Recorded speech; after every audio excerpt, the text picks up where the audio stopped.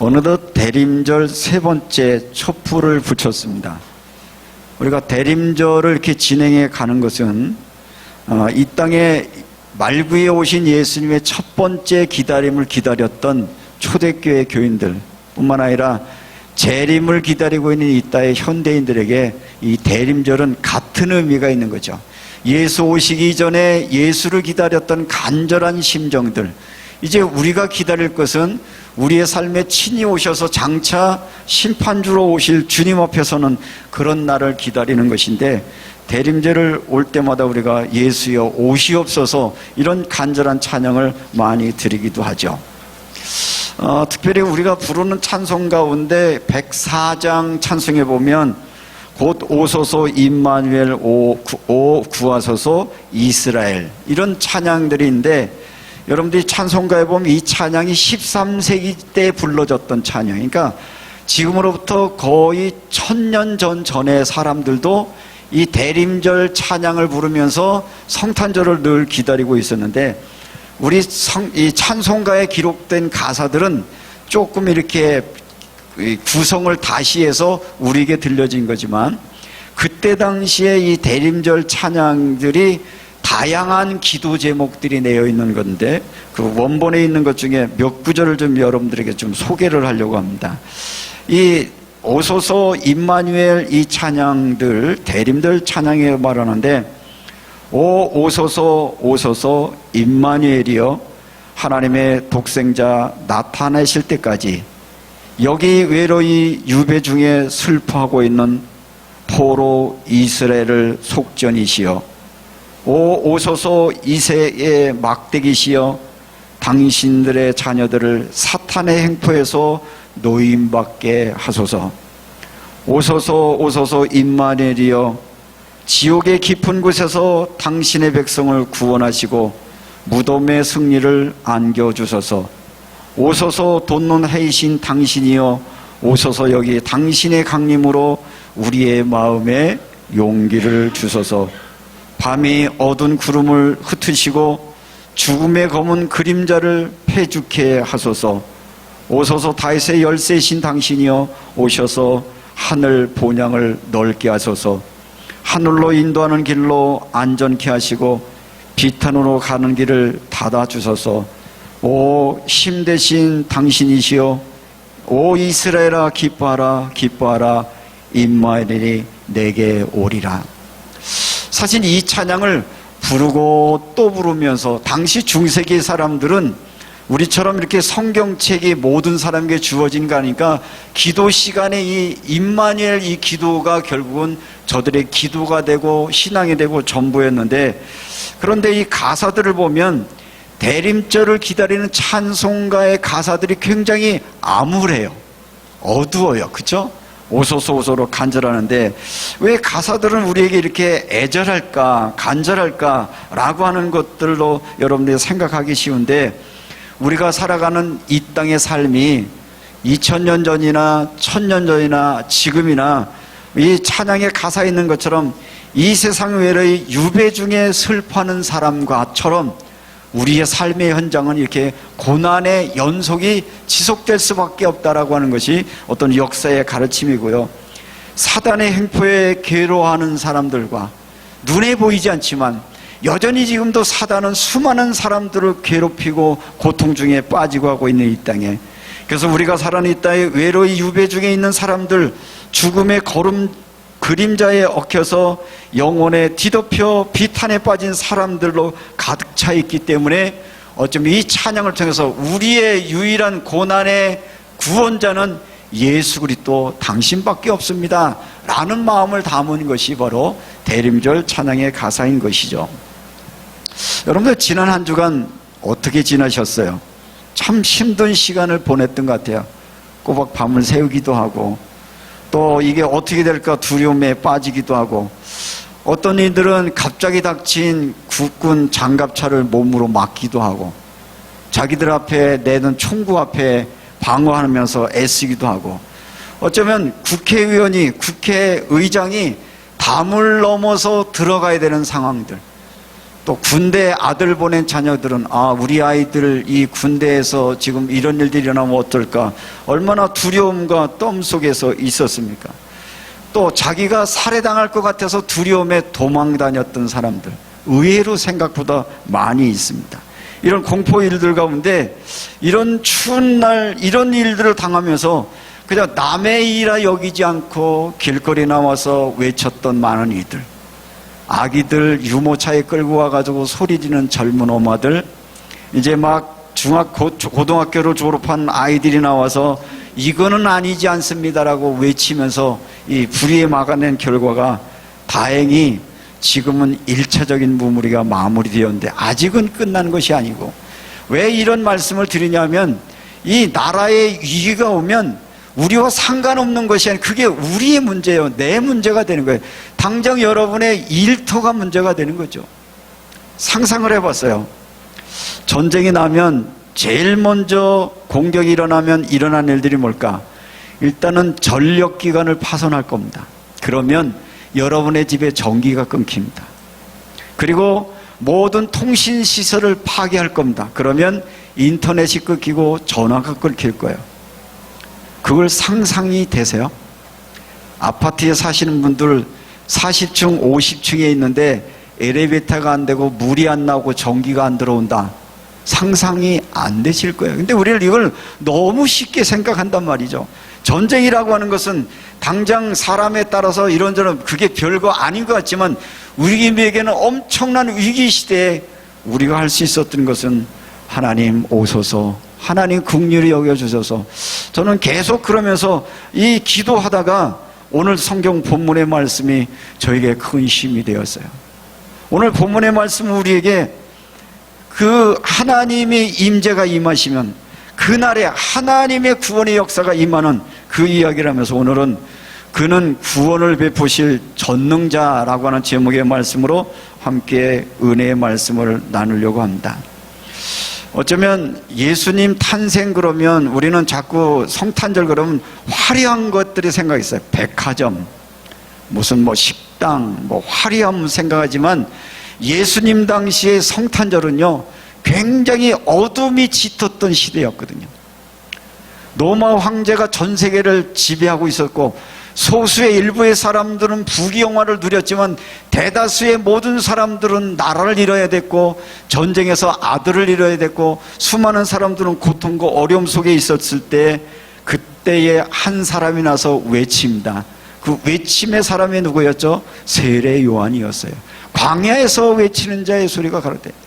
그런데 사실은 지금은 우리가 세례 요한이 광야에서 회개를 외치고 장차 메시아 올 것을 외치면서 회개하라 천국에 가까웠느니라고 말하지만 그때 그 소리는 아주 작은 소리였거든요.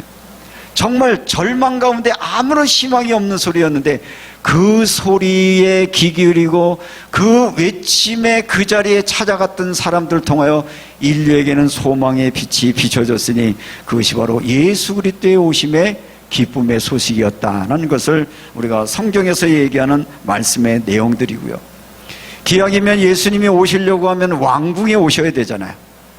기왕이면 예수님이 오시려면 계엄군처럼 특수부대를 동원하고 어마어마한 무기를 가지고 막 권력을 가지고 오셔야 되는데 예수님이 인류에게 희망을 주는 것은 군사력이나 어떤 정치력이나 어떤 경제력으로 인간의 문제를 해결하는 것이 아니라 가장 낮고 천한 베들레헴, 사관이 없어서 마구간에 누일 수밖에 없는 그 초라한 모습으로 오신 그 예수가 우리 죄와 죽음과 우리가 전쟁의 공포 속에 두려움에 떨고 있는 자들에게 진정한 평화의 영광으로 오셨음을 선포하는 것이 복음이라고 하면, 복음이라는 게 어떤 말이면 현실과 굉장히 괴리가 있어서 말도 안 되는 소리 같은 것처럼 들려질 때가 많이 있습니다. 그래서 사람들은 복음을 들으면서도 그게 과연 현실성이 있어? 라고 하는 것 때문에 불신앙에 빠지고 염려에 빠지는 그런 상황들이 오게 되어지는 것이죠. 세례 요한이 외쳤던 광야의 시대, 그러면 그 광야의 시대에 세례 요한이 와서 외쳤다는 얘기는 뭡니까? 왕권 가지고 안 된다는 거예요. 인간의 희망은 어떤 권력이 누가 잡느냐고 나라가 평안이 온다는 게 아니에요.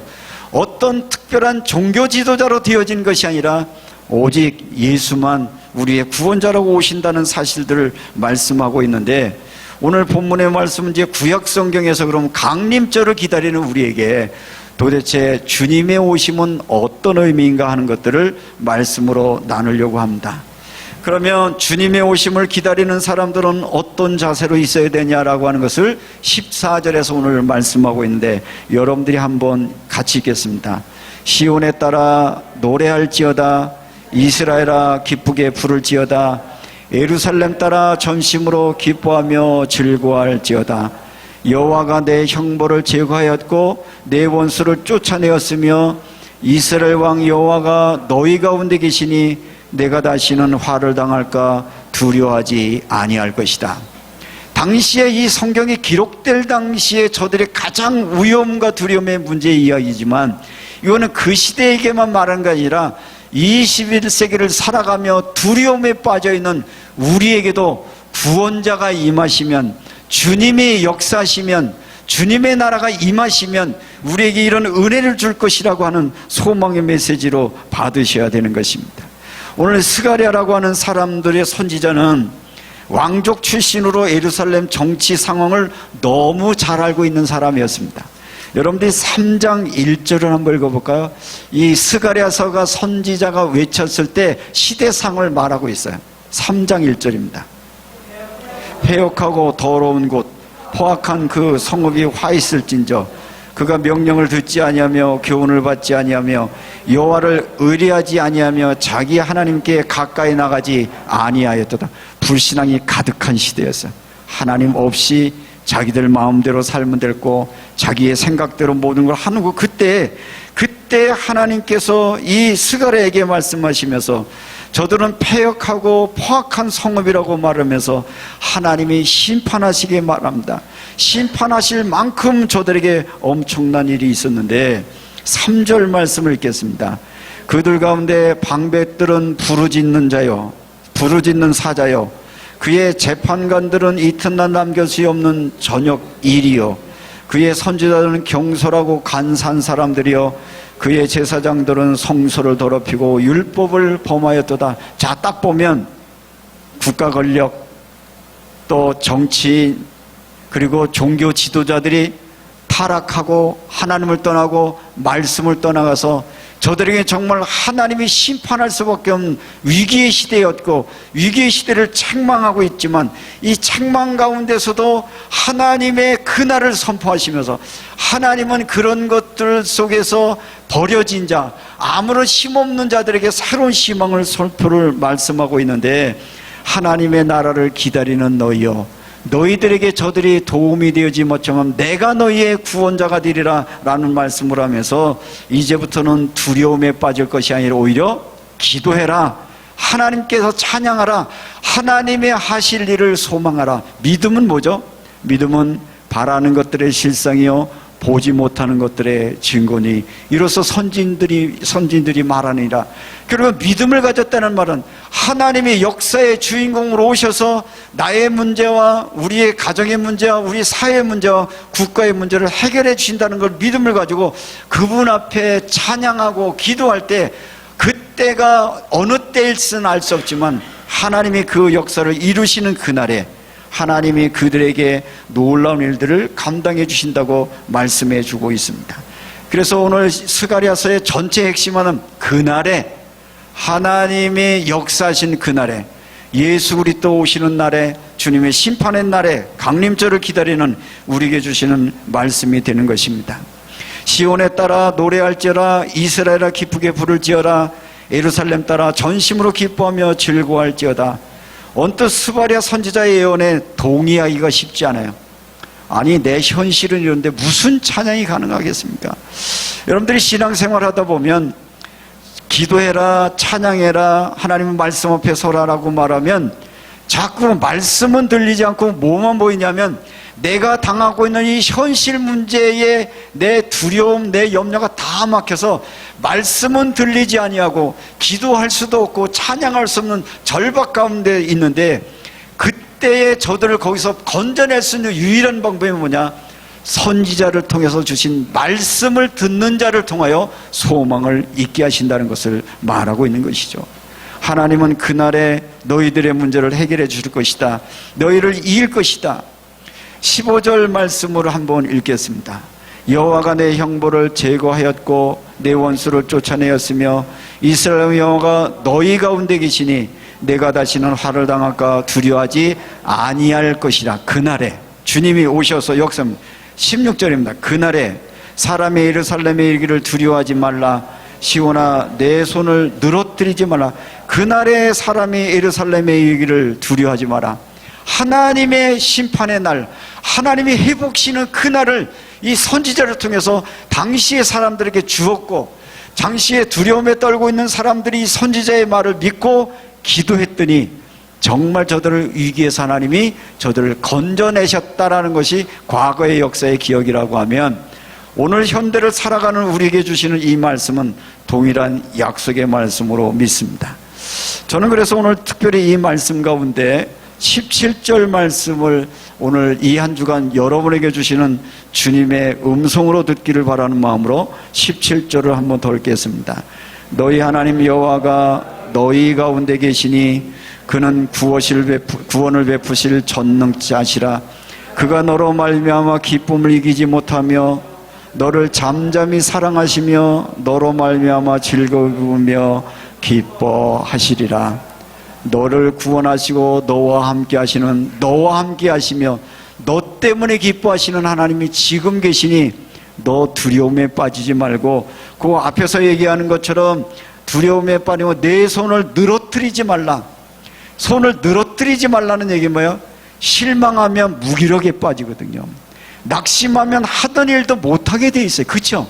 두려움이 몰려오면, 여러분들이 문제에 당황하면 어때요? 평상시 하던 일들이 안 되거든요. 두려움이 밀려오고 낙심이 올려오면, 불신앙이 여러분들이 염습할 때, 그 엄습할 때 우리가 하는 것은 주님의 오심을 기다려라, 주님의 역사심을 소망하라. 그래서 그것이 믿음 가진 사람의 모습이라고 하는 것이죠. 한 주간 지나면서 사실은 여러분도 힘들으셨겠지만, 대부분의 많은 사람들이 힘들었지만, 저도 마음속에 굉장히 무거운 짐들, 나라 돌아가는 일들, 교인들 다녀보면 힘들어하고 있는 교인들, 아파서 어떻게 하든지 치료를 위해서 애쓰는 분들, 또 지난 날들의 모든 삶의 일들 가운데 힘들어서 절망하고 있는 이들, 또 어떻게 살아야 되는가 미래가 걱정되는 사람들, 수많은 사람들의 마음을 볼 때 저의 마음속에 무거움이 얼마나 밀려오는지 몰라서, 이걸 어떡하지, 왜 이렇게 나를 두렵게 하지, 염려하지. 그때 말씀을 읽다가 오늘 본문의 말씀을 읽으면서 예전에 우리가 함께 많이 불렀던 찬양의 가사가 오늘 본문의 말씀이신데, 너희 하나님 여호와가 너희 가운데 계시니 그는 구원을 베푸실 전능자시다. 그가 너로 인하여 기쁨을 이기지 못하며 너를 잠잠히 사랑하시며 즐거이 부르며 기뻐하시리라. 이 찬양이 그냥 저도 모르는 사이에 믿음의 고백이 나왔는데, 찬양을 부르고 또 부르고 불러지면서 점점점 늘어뜨렸던 내 손이 다시 힘이 올라가고, 그동안 두려움과 낙심의 마음이 있던 내 마음속에 주님이 나를 사랑하시고 나와 함께 하심이 믿어지면서 큰 힘을 얻었는데, 여러분에게도 혹시 어둠의 터널과 같은 길을 걷고 계시는 분이 계시다면, 우리가 장차 어떤 일이 일어날까 두려움에 빠진 일이 있다면, 오늘 스바냐 선지자를 통해서 주신 말씀이 오늘 이 강단을 통해서 여러분에게 주신 하나님의 음성으로 들으시고, 이번 한 주간은 여러분들 제가 단톡에다가 이 찬양 악보를 올려놨는데, 이 시간에 우리 같이 한번 찬양했으면 좋겠습니다. 성경 말씀을 얼마나 듣느냐도 중요하지만, 그 들었던 하나님의 말씀을 하나님의 주신, 내게 주신 말씀으로 믿음으로 받고 그 믿음이 실체가 되는 게 더 중요하다고 싶어지는데, 우리 단톡 한번 열어서 같이 합니다. 너의 하나님 여호와가 너의 가운데 계시니 그는 구원을 베푸실 전능자시라.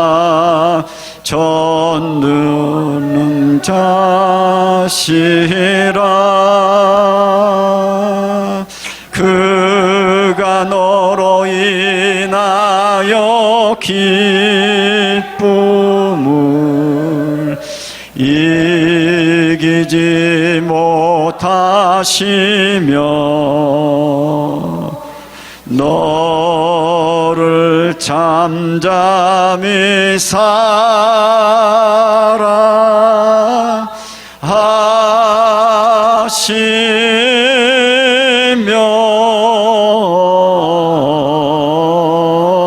즐거이 부르며 기뻐하시리라. 그는 구원을 베푸실 전능자시라.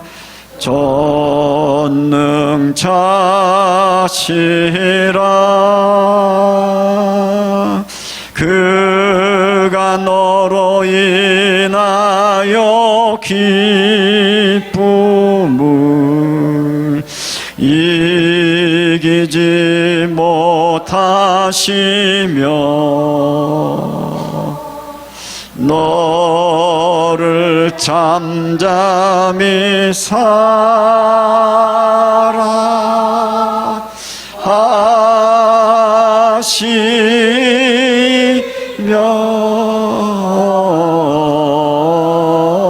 즐거이 부르며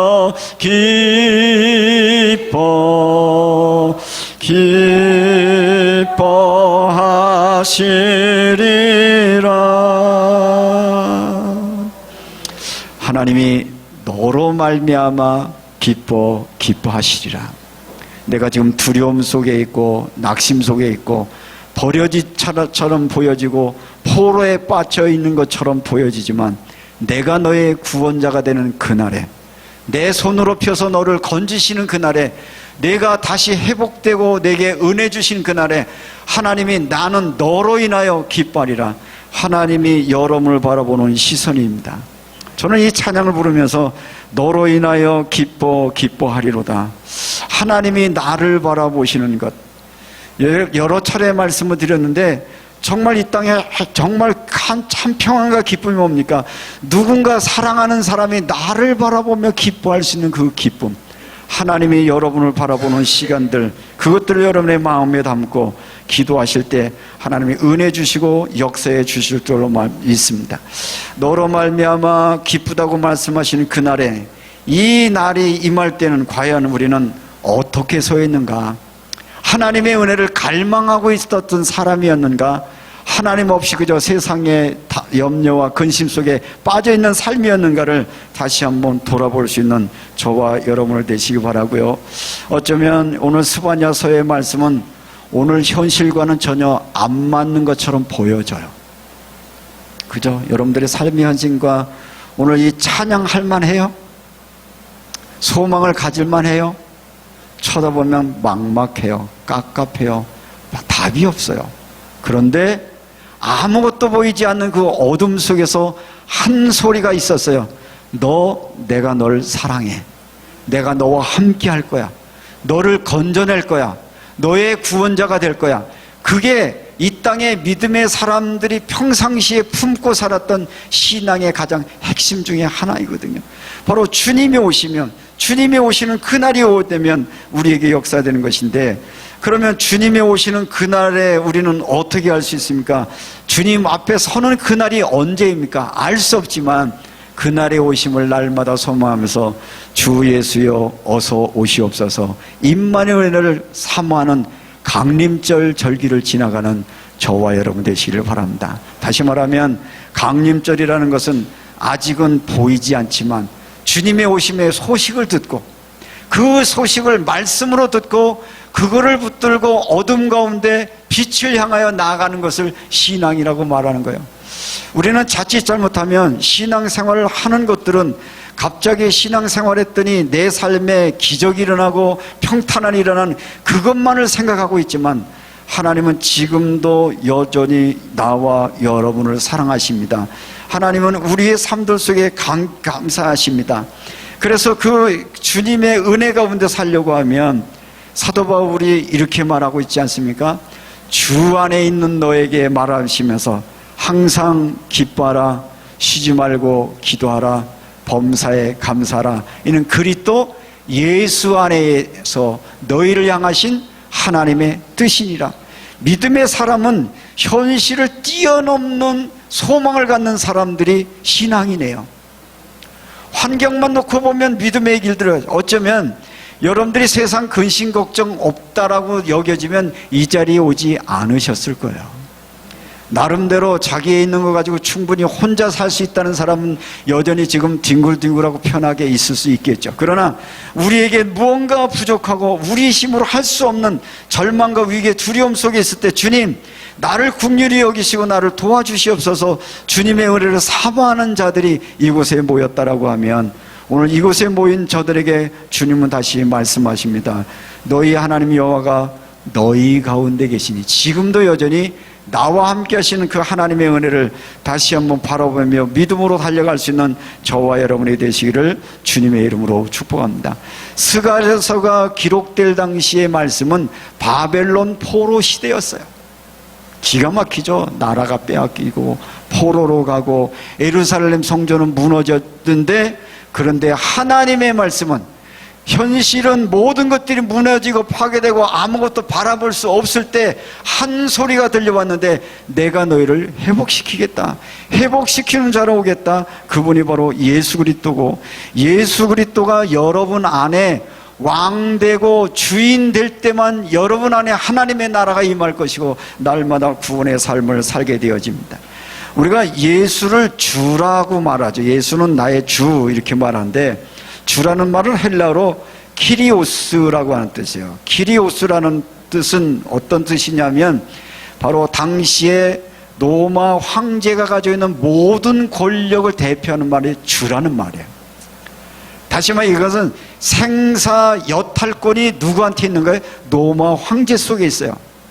다시 말하면 로마 황제가 그리스도 주라고 얘기했던 이름을 누구에게 바뀌었어요? 예수가 그리스도인. 당시 초대교회 교인들은 아주 극소수의 사람들이었어요. 아주 연약한 사람들이었어요. 나라를 잃어버린 사람이 아무런 희망이 가질 수 없는 사람들이었는데 저들에게 새로운 희망이 뭐냐?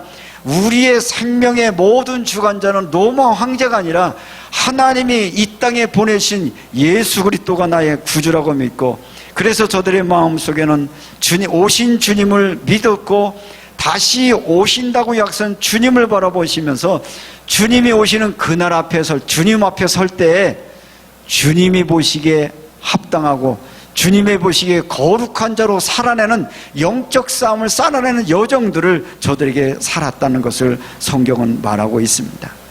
바벨론 포로 시대 때 신앙생활했던 사람들처럼 주님의 나라의 재림을 기다리는 그 시간처럼 어쩌면 우리는 주님 앞에 오는 그날을 기다리면서 날마다 주님 내 안에 임만을 하게 하시옵소서. 주님 나와 함께 하시면서 기도하며 찬양하며 믿음으로 나아가는 저와 여러분이 되시기를 주님의 이름으로 축복합니다. 주님 앞에 서는 날 우리가 주님 앞에 드릴 수 있는 것들은 여러분의 가진 것 아무것도 하나님 원하지 않습니다. 하나님 앞에 우리가 쉽게 말하면 죽음이 오면 지금 내가 가지고 있는 모든 것들은 아무것도 아니에요. 우리는 아무것도 아닌 것 때문에 두려워하고 심교하고 그렇게 살아거든요. 생명 대신 우리가 예수 그리스도 앞에 올 때는 우리의 삶의 흔적들이 주님이 원하시고 주님이 바라시는 삶을 살았는가를 원하신다라고 하면 우리에게 있는 환경의 여건들이 어렵고 힘겹지만 여기에서 말씀 앞에 순종하며 날마다 임마누엘 축복을 누리며 살아가는 저와 여러분이 되시기를 주님의 이름으로 축복합니다. 주 예수 그리스도여 이 죄인을 불쌍히 여겨주소서. 임마누엘 예수여 내게 오시옵소서. 이번 한 주간 그 기도 가운데 주님 앞에 여러분이 온전히 섰을 때 나의 구원자 하나님 앞에 섰을 때 그 나를 바라보신 사랑의 눈길 그님 앞에 설 때만 여러분에게 진정한 평안과 여러분 삶에 회복이 있는 줄로 믿고 이번 한 주간 주 예수여 오시옵소서 강림을 기다렸던 초대교회 교인들처럼 여러분의 마음속에 주님의 임재를 소망하며 살아가는 한 주간 되어지시기를 주님의 이름으로 축복합니다.